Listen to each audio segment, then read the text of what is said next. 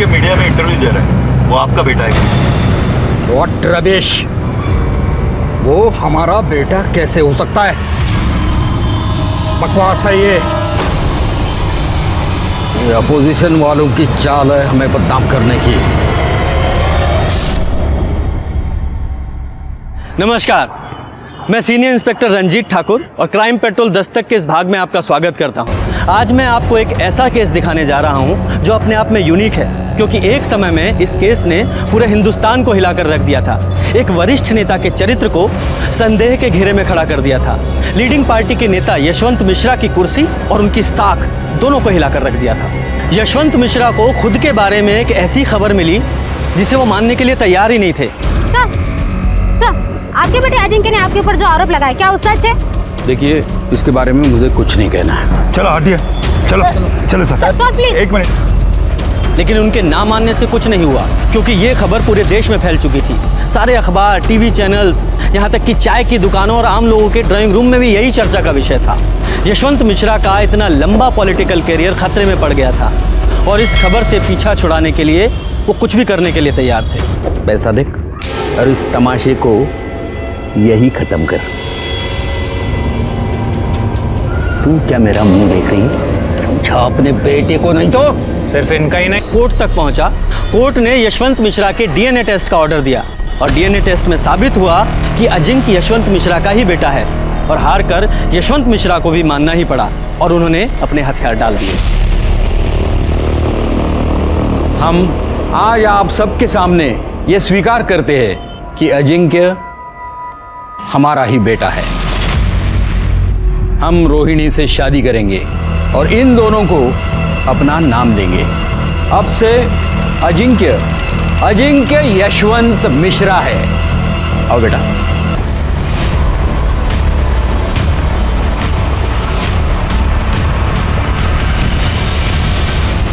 आप में से सबसे पहले बॉडी को किसने देखा?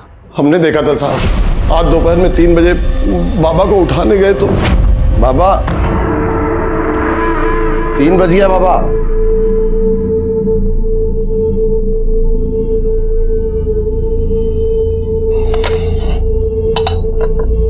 बाबा बाबा प्राजक्ता बिटिया, क्या हुआ एकनाथ? बाबा उठ नहीं रहे हैं, चाय नहीं पी है, 3 बज गए। चलो आओ देखते हैं। और कौन था? घर में एक नौकर और था, राजू। या क्या फालतू सवाल पूछ रहे? जब आपकी आंखों के सामने ये लड़की बैठी है जिसने मेरे बेटे को मार डाला, उसके बावजूद आप इतने विश्वास से कैसे कह सकती हैं कि इन्होंने मारा है? ये चुड़ैल, आप इसकी भोली भाली सूरत पे मत जाइए। इसकी वजह से एक माँ को अपने बेटे से दूर होना पड़ा। इसकी वजह से मैं बगल वाले घर में रहती हूँ। इसने माँ बेटे को दूर कर दिया, इसकी वजह से सब हो गया है। आप अपने बेटे के साथ नहीं रहती, उसके बगल वाले घर में रहती हैं। अच्छा, आपने आखिरी बार अपने बेटे को कब देखा था?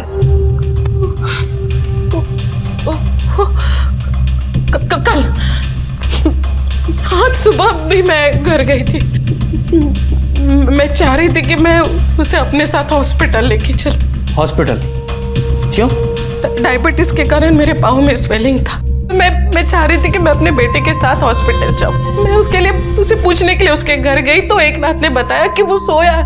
फिर मैं खुद अकेली आ गई हॉस्पिटल। जब आप अपने बेटे के घर गई थी तो आपकी बहू प्राजक्ता भी वहीं थी? मुझे नहीं पता, मैंने पूछना जरूरी नहीं समझा। और जब यहाँ आई तो मुझे पता चला कि मेरे बेटे को भी यहीं ला रहे। स्टाफ से मुझे पता चला सर, मेरा बेटा मर गया। खासकर उस जगह की जहां पे अजिंक्य की लाश मिली। ठीक है सर। और आप स्टेटमेंट के लिए हमारे साथ पुलिस स्टेशन आइए। जी।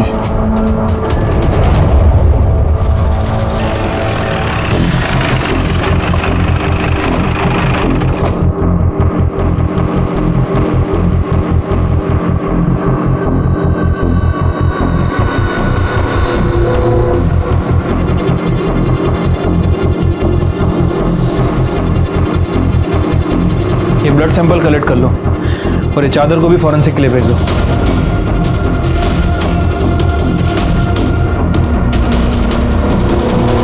हाँ साहब, जब से प्रजक्ता बिटिया ब्याह के आई हैं तब से दोनों अलग बेडरूम में रहते हैं। हमने कभी दोनों को एक कमरे में साथ रहते नहीं देखा। दोनों हस्बैंड वाइफ एक ही घर में रहते हुए अलग अलग बेडरूम में सोते थे, ऐसा क्या? कहा जाने साहब, हमने तो बस इतना देखा कि प्रजक्ता बिटिया अलग कमरे का खूब फायदा ले रही हैं। अब घर में क्या होता है क्या चलता है हमको नहीं पता साहब। जो दिखाई भी देता है और सुनाई भी पड़ता है। तो घर में क्या हो रहा है ये तो दिखाई दिया होगा, सुनाई दिया होगा कुछ, या खाना बनाने के अलावा प्राजक्ता मैडम के पैरों की मालिश से फुर्सत नहीं मिलती? ऐसी बात नहीं है साहब। हाँ, हमने जब से आई थी घर में धूम मचा के रखा था। बड़ी मालकिन से तो ऐसे बात करती थी, उन पे ऐसे गुर्राती थी जैसे कोई नौकर को हड़का रही। You know what? मैं आपसे ज्यादा पढ़ी लिखी हूँ तो आप मुझे तो मत सिखाइए कि क्या सही है क्या गलत। समझा ना आपको? Stay away. बड़ी मालकिन अपना इज्जत बचाने के लिए साथ वाले छोटे घर में रहने चली गई। बाबा पहले से ही शराब पीते थे। बड़ी मालकिन के चले जाने के बाद दिन रात शराब पीने लगे। दोनों में खूब झगड़ा होने लगा। पूरा घर कुरुक्षेत्र बन गया। बाबा इस बात के लिए इतना टेंशन लिए कि 2 बार तो उनका बाईपास सर्जरी हो गई और डॉक्टर ने तो दारू पीने के लिए सख्त मना किया था, पर बाबा किसी की नहीं सुनते थे। आपने अजिंक्य को आखिरी बार जिंदा कब देखा था? कल शाम को जब लखनऊ कैंट से लौटे थे। लखनऊ कैंट क्यों गए थे? उनके क्षेत्र में पार्टी मीटिंग थी, इसीलिए गए थे। बड़ी मालकिन भी उनके साथ थी और तब भी प्रजक्ता बिटिया का और बाबा का फोन पे खूब झगड़ा हुआ था। झगड़ा किस बात पे हुआ था? ये तो हमको नहीं पता साहब, क्योंकि कमरा तो बंद था। बिटिया चिल्ला चिल्ला के उनसे बात कर रही थी तो बाबा का नाम ले रही थी, इसलिए हम इतना ही समझ पाए। और जब वो घर आए, अरे कम से कम अपनी कॉन्स्टिट्यूंसी में तो संभल के रहो। जनता पर क्या असर जाएगा कि उनका नेता 24 घंटे शराब में धुत रहता है? तुम्हें मेरे पीने से प्रॉब्लम है ना, तो मैं और पीऊंगा। एकनाथ, टेबल लगाओ, अभी हम और पिएंगे। फिर वो देर तक शराब पीते रहे। रात के 10 बजे के आसपास हमने खाना लगाया, वो खाना खाए और सोने चले गए। हमने भी सब समेट के रख दिया और हम भी सोने चले गए। दूसरे दिन उठे, पापा रोज 1-1:30 बजे तक उठ जाते थे। 3 बज गए तो उठे नहीं थे। सुनीता जी, सर, इनसे सबकी डिटेल्स ले लो, जाइए।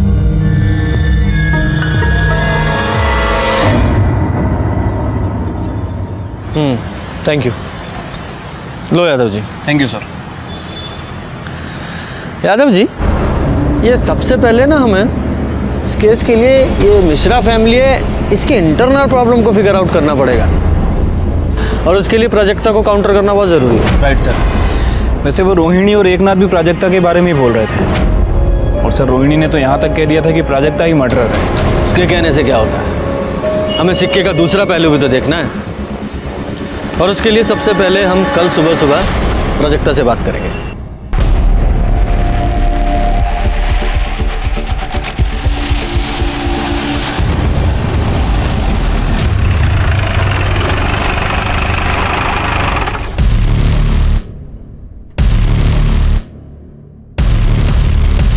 वैसे तो आपकी और अजिंक्य की पूरी शादी मीडिया ने कवर की थी, पर हमें उससे पहले से जानना है कि आप अजिंक्य से कब और कैसे मिले।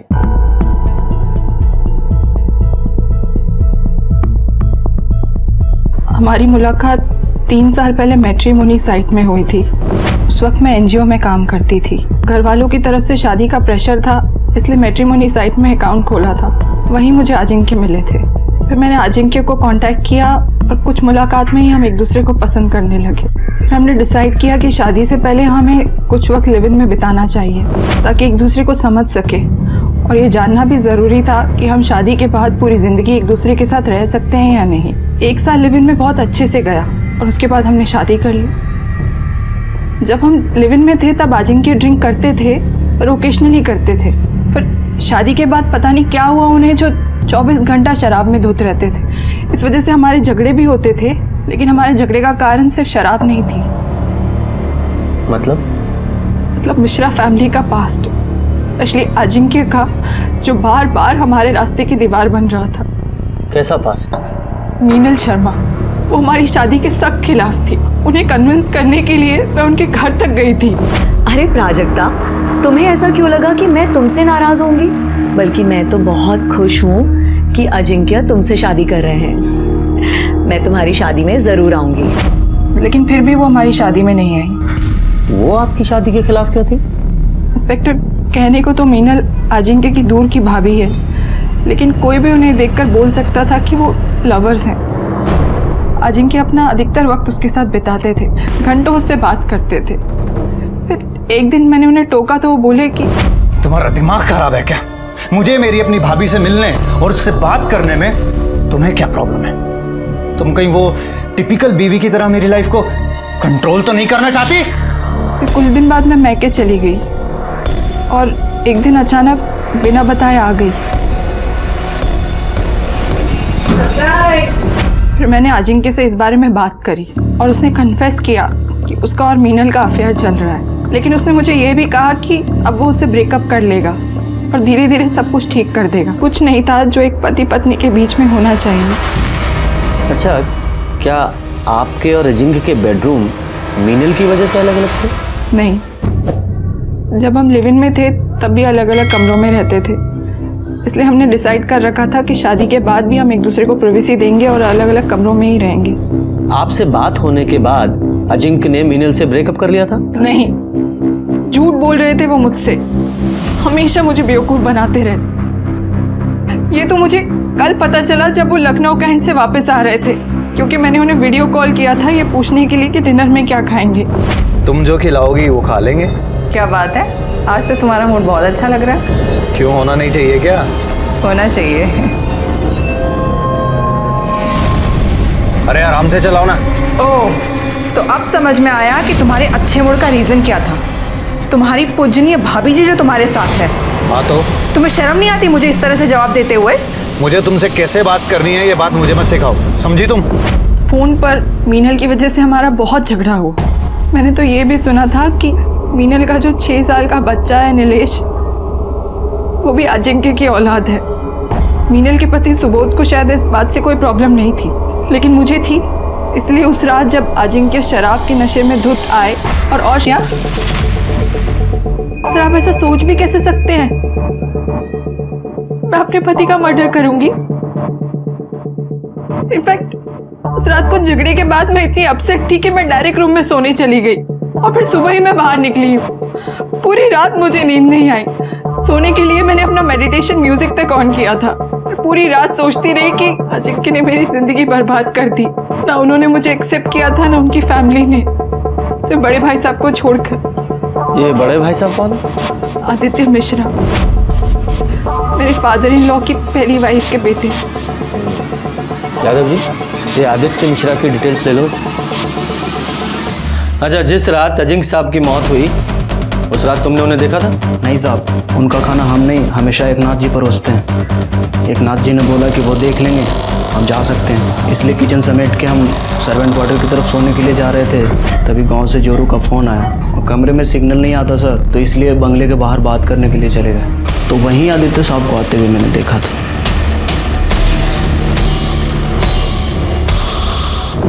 ये आदित्य कितने बजे आए थे? 11 बजे के आसपास आए होंगे सर। और वापस कितने बजे गए? वही आधे घंटे के बाद 11:30 बजे के आसपास। यकीन से कह सकते हो कि वो हड़बड़ी में निकले थे, मतलब जल्दबाजी में थे? हाँ साहब, वो एकदम हड़बड़ी में थे और तेज़ी से निकल गए। अच्छा, उस रात वो अजिंक्य से मिले थे? कुछ झगड़ा वगैरह हुआ था आपस में दोनों का? साहब, हम बाहर हेडफोन लगा के अपनी जोरों से बात कर रहे थे, इसलिए अंदर का कुछ सुना नहीं। और अजिंक्य बाबा से तो हम कोसों दूर रहते थे साहब। वो बहुत बकलोल आदमी थे। उनकी माताजी भी उनके पीने और बुरी आदतों से परेशान रहती थी। हम एक दिन अपने कानों से सुने थे, वो बोल रही थी कि उसको भगवान उठा ले तो सुकून मिले। यादव जी सर, इसकी डिटेल्स ले लो और ये आदित्य को पुलिस स्टेशन बुलाओ पूछताछ के लिए। ठीक है सर। पोस्टमार्टम रिपोर्ट का क्या हुआ? कल तक आ जाएगी सर।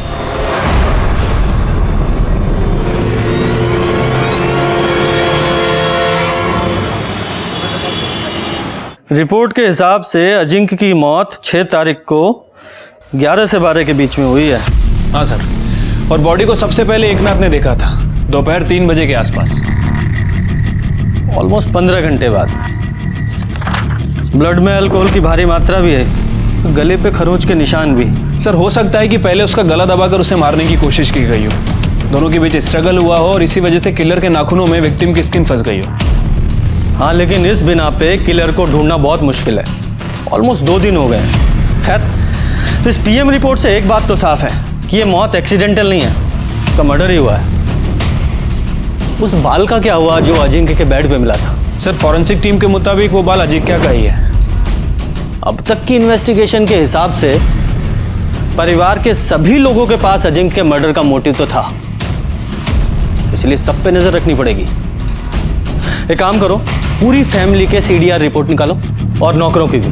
ठीक है सर, आदित्य मिश्रा 6 तारीख से लापता है और उसका फोन भी नॉट रीचेबल आ रहा है। ये राजू ने बयान दिया था कि आदित्य मिश्रा अजिंक्य के घर में रात को 11 बजे घुसा था और 11:30 बजे बाहर निकल गया था, और अजिंक्य का मर्डर भी 11 से 12 के बीच में हुआ है। कहीं ये आदित्य मिश्रा ही तो उसका मर्डर करके नहीं निकल गया? गायब भी है। सुनीता जी, इस आदित्य मिश्रा के कॉल रिकॉर्ड्स और लोकेशन निकलवाओ। सर,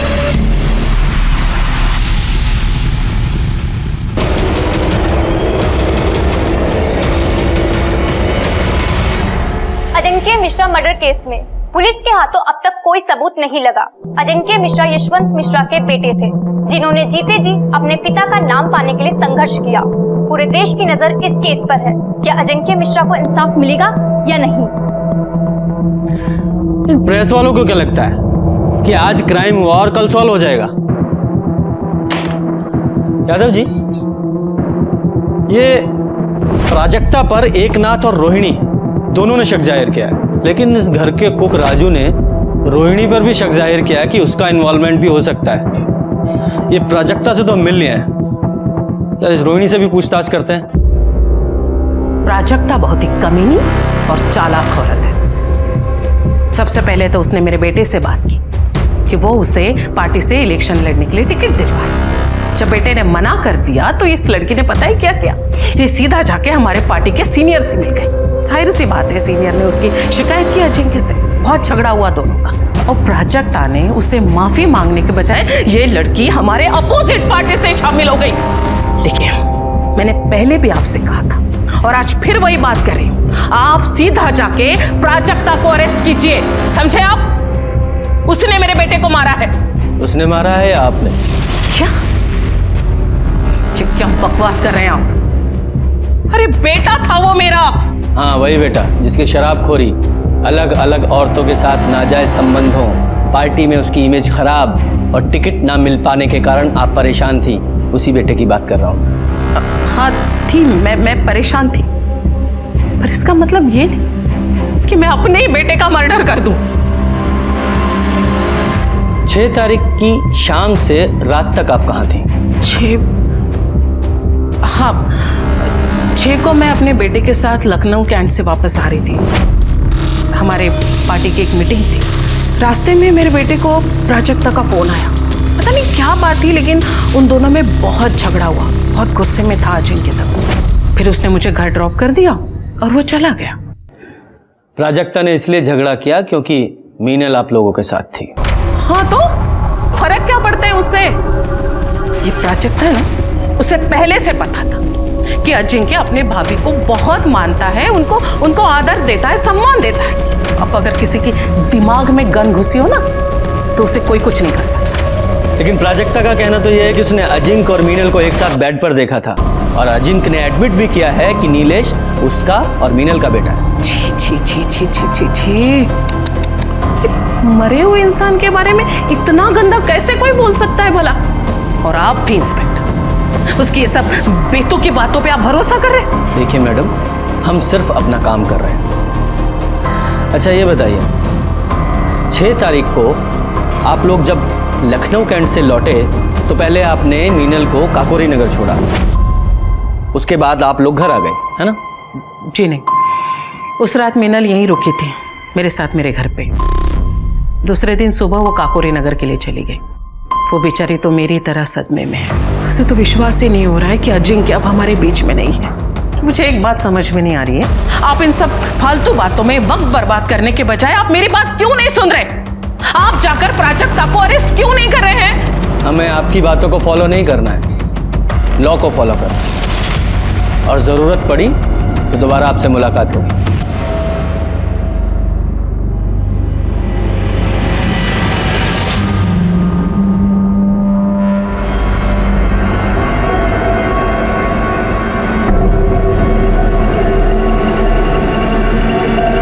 हाँ सुनो, अभी पुलिस आई थी पूछताछ करने, तुमसे भी पूछताछ करेंगे। संभाल के रहना, संभाल के जवाब देना। और हाँ, उस रात के बारे में कुछ मत कहना।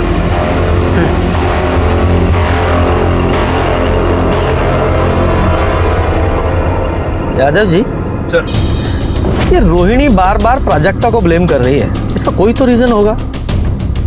कुछ तो है जो इस फैमिली में चल रहा है। इस रोहिणी की स्टोरी को भी क्रॉस चेक करना पड़ेगा। और ये अजिंक्य की भाभी मीनल, इससे भी मिलते हैं, पता तो चले कि ये प्राजक्ता झूठ बोल रही है सच।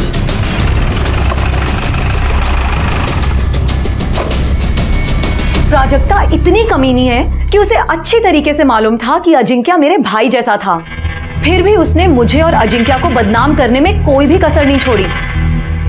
और उसका साथ दिया उस आदित्य ने, क्योंकि उसे अचानक से आया ये नया भाई बर्दाश्त नहीं हो रहा था ना, जो उसकी प्रॉपर्टी में आधे का हिस्सेदार बन गया था।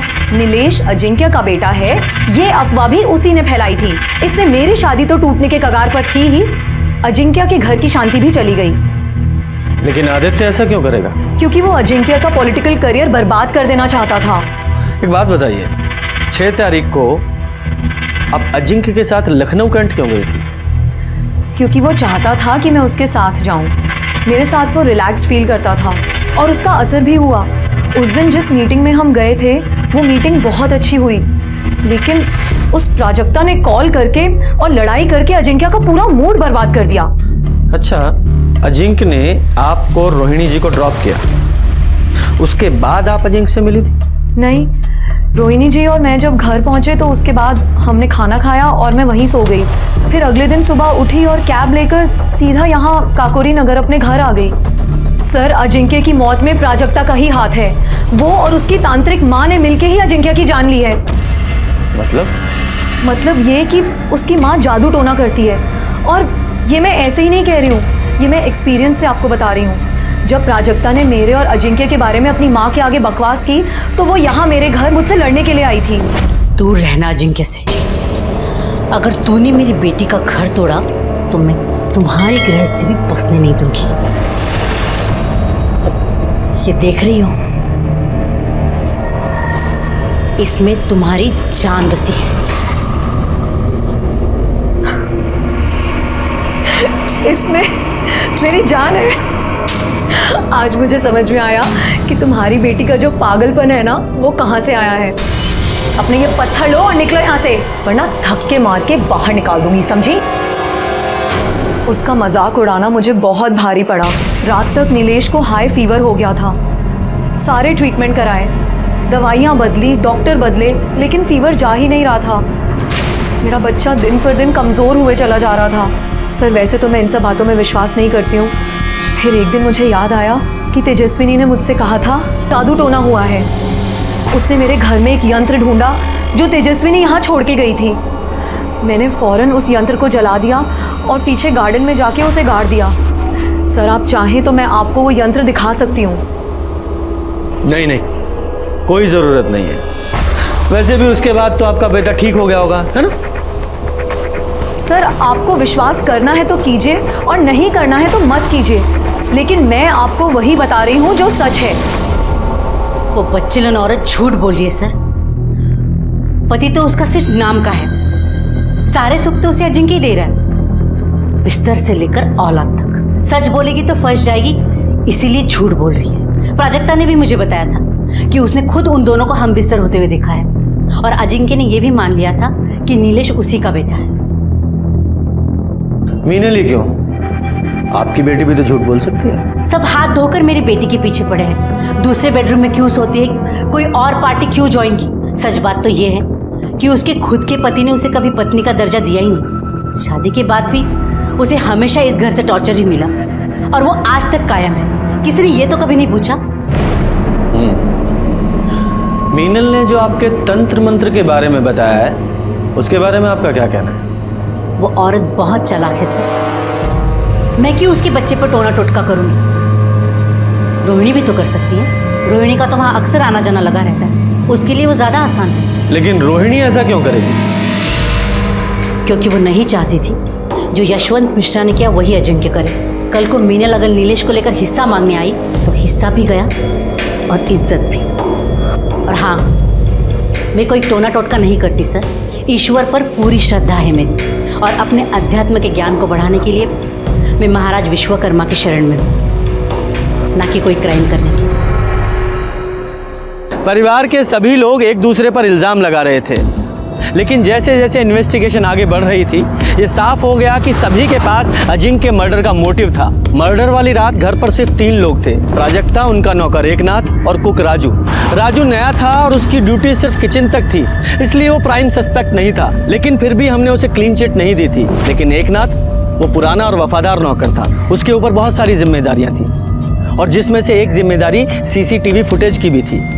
इसलिए हमने सोचा कहीं उसने रोहिणी या आदित्य के कहने पर ही तो अपनी वफादारी दिखाने के लिए अजिंक्य को नहीं मार दिया। और तभी हमें अजिंक्य के मेन गेट की सीसीटीवी फुटेज में कुछ पॉसिबिलिटी नजर आई। ये देखिए सर, ये रात 10:30 बजे का फुटेज है। 10:30 बजे कैमरा बंद होता है और 10:32 पे दोबारा स्टार्ट होता है। मतलब 2 मिनट के लिए कैमरा बंद था। अरे देखो, राजू फोन पे घर से बाहर निकल रहा है बात करते हुए और ये आदित्य ये अंदर जा रहा है। क्या टाइम है? 11 बजे। आगे करो। 11:28 पे ये बाहर निकल रहा है। एक और बात सर, ये देखिए, ये रात 12:30 बजे का फुटेज है। 12:30 बजे कैमरा ऑफ होता है और 12:45 पे दोबारा ऑन होता है। दोबारा ऑफ किया गया 15 मिनट के लिए और पहली बार 2 मिनट के लिए। ये दोनों बार सीसीटीवी किसने ऑफ किया होगा? घर में तो 3 ही लोग थे, प्राजक्ता, एकनाथ और राजू। यादव जी, हो सकता है इन्हीं कुछ मिनटों में इस केस का सॉल्यूशन छुपा हो। अब मानते हैं कि सीसीटीवी की जिम्मेदारी हमारे ऊपर थी साहब, लेकिन हमको नहीं पता कि कैमरा ऑन ऑफ कब हुआ सर। हमने देखा नहीं क्योंकि ऐसा पहले कभी हुआ नहीं सर। ठीक है, तुम्हारी बात मान लेते हैं कि तुम्हें नहीं पता चला कि सीसीटीवी कैमरा कब ऑन ऑफ हुआ, लेकिन तुम्हें यह तो अच्छी तरह पता था कि उस रात आदित्य घर आया था और आधे घंटे रुका था। ये बात पुलिस से क्यों छुपाई? और तूने अजिंक्य को अकेले मारा या आदित्य के साथ मिलकर मारा? और ये आदित्य कहाँ है? नहीं सर, हमने किसी का मर्डर नहीं किया साहब। हम सच कह रहे हैं, हमने किसी का मर्डर नहीं किया। देख, सच सच बता दे, आदित्य वाली बात क्यों छुपाई? वरना ईमानदारी दिखाने लायक तू नहीं रहेगा। बोल। आदित्य बाबा वो रात को 11 बजे आए थे सर। एकनाथ जी, मीनल को यहाँ बुलाओ अभी के अभी। अजिंक्य बाबा को बुलाने चले गए। हम जब मीनल को बुला के आए तो आदित्य बाबा बाहर आए और बोले कि अजिंक्य बाबा नशे में दूध थे, उठ नहीं रहे। इतने में मीनल आ गई तो मीनल से बोले कि अजिंक्य बाबा को उठा कर ला। तभी पीछे दरवाजे से कुछ आवाज आई तो मीनल आई है यहाँ? जी, वो अजिंक्य बाबा के रूम में गई। अजिंक्य ने बहुत पी ली है, वो नहीं उठ रहा है। नहीं उठ रहा है? उठाओ उसे, क्योंकि मुझे आज ये बात साफ करनी है कि नीलेश अजिंक्य का बेटा है या नहीं। उससे क्या पूछना है, मैं ही बता देती हूँ। नीलेश अजिंक्य का ही बेटा है और इस प्रॉपर्टी में बराबर का हकदार भी है और मेरे बेटे को उसका हक लेने से कोई भी नहीं रोक सकता, तुम भी नहीं, समझे?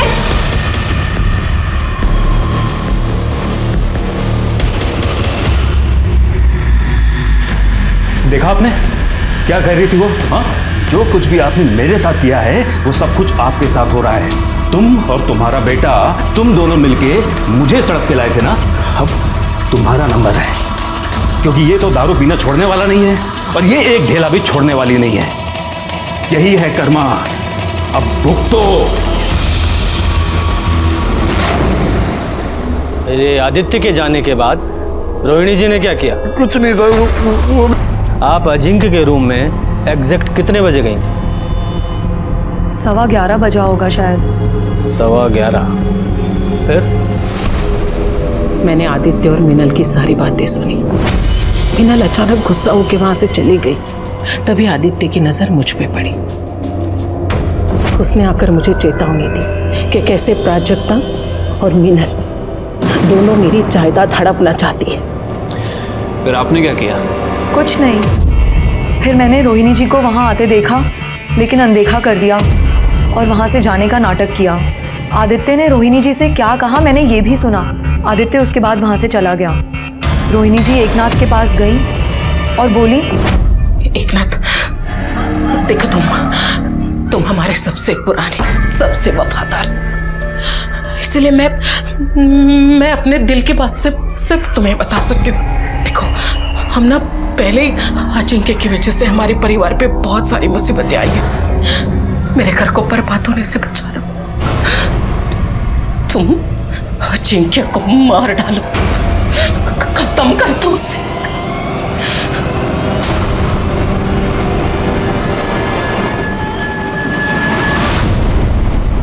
तो तुम्हारी इस कहानी के अनुसार रोहिणी एकनाथ से एक मरे हुए आदमी को मारने के लिए कह रही थी। मैं कहानी नहीं बना रही हूँ सर, मैं सच कह रही हूँ। यादव जी, अगर इस मीनल की बात माने कि उसने रोहिणी को एकनाथ से यह कहते सुना कि एकनाथ जाकर अजिंक्य को मार दे, तो यह बात सही नहीं लगती, क्योंकि जिस समय वो कह रही थी उस समय तक तो अजिंक्य मर चुका था। इसका मतलब रोहिणी या एकनाथ दोनों में से कोई मर्डर नहीं हो सकता, क्योंकि उस समय तक तो अजिंक्य मर चुका था। अब घर में बचे 3 लोग, प्राजक्ता, आदित्य और खुद मीनल। सर, मिश्रा फैमिली के कॉल रिकॉर्ड्स आ गए हैं। सर, बाकी सब में तो कुछ खास नहीं मिल रहा है, लेकिन सर मिश्रा हाउस के लैंडलाइन से रात को 10:30 और 2 बजे 2 कॉल्स किए गए हैं, और ये कॉल्स जिन्हें किए गए हैं वो काफ़ी इंटरेस्टिंग है। देखिए। यादव जी, आप भी देखिए। उठाओ इसे। तब तक हम प्राजक्ता से बात करते हैं। ठीक है सर। या नहीं, और इस सिलसिले में मीनल और रोहिणी ने आपको जो कुछ बताया है वो सच है, लेकिन ये सच नहीं है कि मैंने अजिंक्य को मारा है। अजिंक्य उठो। जाओ। अजिंक्य उठो, मुझे तुमसे कुछ बात करनी है। उठो। जाओ। अजिंक्य। हाँ। उस रात मैं अजिंक्य के घर से अपने घर लौटा तो मैंने देखा कि मैं अपना अस्थमा का पंप अजिंक्य के घर में ही भूल गया हूँ। तो मैं इसे लेने के लिए रात को करीब 12:30 बजे उसके घर गया। तब मैंने सोचा कि मैं पीछे के दरवाजे से एकनाथ से मंगा लूँगा, लेकिन जब मैं वहाँ पहुँचा तो मैंने देखा कि घर का दरवाज़ा खुला हुआ था और प्राजक्ता अपनी माँ के साथ बाहर आई। तभी अचानक पीछे से किसी ने मेरे सर पे वार किया और मैं बेहोश होकर गिर पड़ा।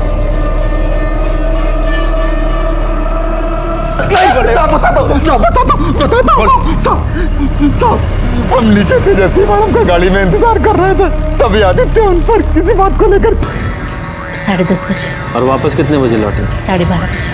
हाँ, इसका मतलब प्राजक्ता ने 10:30 बजे और 12:30 बजे सीसीटीवी कैमरा ऑफ कर दिया ताकि बाद में किसी को भी पता ना चले कि आप वहाँ गई थी। 12:30 बजे जब मैं वहाँ से निकली, घबरा मत, किसी को कुछ नहीं पता चलेगा कि ये सब हमने किया है।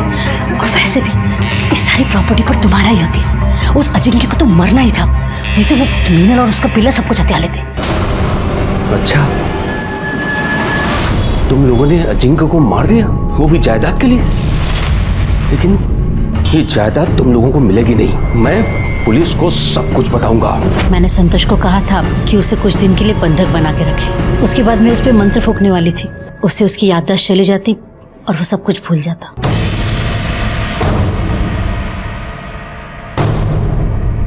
मैं बताता हूं 6 तारीख की रात को एग्जैक्टली क्या हुआ था। अजिंक्य के खाना खाने और सो जाने के बाद तुम अपने रूम में गई, वहां से रोते रोते अपनी मम्मी को फोन किया, उन्हें अपनी दुख भरी कहानी सुनाई। उन्होंने आपको सलाह दी अजिंक्य को मार दो और उसमें वो तुम्हारी हेल्प करेगी। फिर अपने प्लान के मुताबिक तुम्हारी मम्मी ने आदित्य को फोन किया, उसे भड़काया और उसे अजिंक्य के घर आने को कहा और उसमें अपना फोन वो अपने घर पे ही छोड़ दिया ताकि हम लोकेशन ट्रेस ही ना कर पाए। आपकी लैंडलाइन के कॉल रिकॉर्ड्स के मुताबिक रात को आपकी मदर के ड्राइवर संतोष को कॉल किया गया था। 10:30 बजे जब वो तुम्हारे घर पहुंची तो तुमने वहां सीसीटीवी ऑफ कर दिया ताकि बाद में भी किसी को पता ना चले। उसके बाद तुम माँ बेटी तुम्हारे रूम में चले गए। उसके बाद आदित्य वहां पहुंचा, तुमने देखा उसने वहां झगड़ा किया। तुम लोगों ने सोचा कि इस झगड़े का फायदा उठा पाया क्योंकि वो शराब के नशे में धुत था। उसके बाद तुम अपनी माँ को लेकर फिर अपने रूम में आ गई, आराम से लाइट्स ऑफ की, म्यूजिक चला दिया ताकि यही लगे कि तुम आराम से सो रही हो। उसके बाद तुम लोगों ने सबके जाने का वेट किया और 12:30 बजे तुमने वापस सीसीटीवी ऑफ किया और अपनी माँ को बाहर छोड़ने आई। तभी आदित्य वहां पहुंच गया और तुम यहां। यही सच है ना? लालच और नफरत अगर आसपास हैं मतलब ये जुर्म की दस्तक है। इसी के साथ मैं सीनियर इंस्पेक्टर रंजीत ठाकुर आपसे विदा लेता हूं, फिर मिलेंगे। व्हाट रबिश, वो हमारा बेटा कैसे हो सकता है? बकवास है ये अपोजिशन वालों की चाल है हमें बदनाम करने की। नमस्कार, मैं सीनियर इंस्पेक्टर रंजीत ठाकुर और क्राइम पेट्रोल दस्तक के इस भाग में आपका स्वागत करता हूं। आज मैं आपको एक ऐसा केस दिखाने जा रहा हूं जो अपने आप में यूनिक है क्योंकि एक समय में इस केस ने पूरे हिंदुस्तान को हिलाकर रख दिया था। एक वरिष्ठ नेता के चरित्र को